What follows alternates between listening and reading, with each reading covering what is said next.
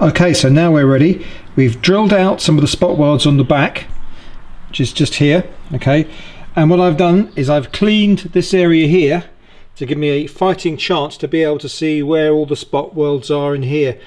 And all I've done is just put a wire brush over this, and just see if you can see that. I'm not sure if you can, that little indentations there, that's where the spot welds are. Sometimes they're quite difficult to see, especially if the floor's rusty, so it just makes it much harder to find with the drill.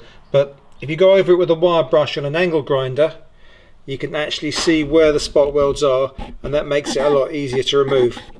Okay, so I'll come back to you in a minute after I've drilled out these spot welds, okay, and hopefully the floor will be free. Well, I have to admit that was really difficult. If anyone ever says to you removing the floor is easy, it really isn't. What had happened here was there was a group of spot welds together. Now I was obviously thinking, oh yes, well all the spot welds are going to be placed evenly apart. No, just about there, here, there was about 4 had been put together, dink, dink, dink, dink, just like that. And there was no way it was going to go. So eventually what I did was I gave in and used the air chisel. That was the only way that I could do it. I rolled the floor up and got in at an angle and then chopped along. You can actually see the top marks. This line here is where the chisel's moved along. So I've got this bit of repair to do.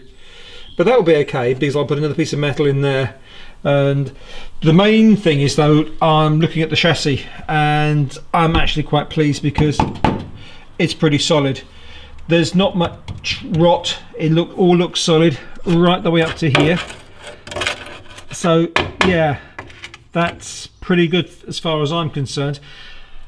Interesting to see what it's going to be like under this section here where the back of the gearbox is, but if anything else is to go by, it does all look good. So yeah, I'm actually really pleased. I've obviously got those kick plates and the bulkheads to repair, but the chassis itself I'm actually quite happy about.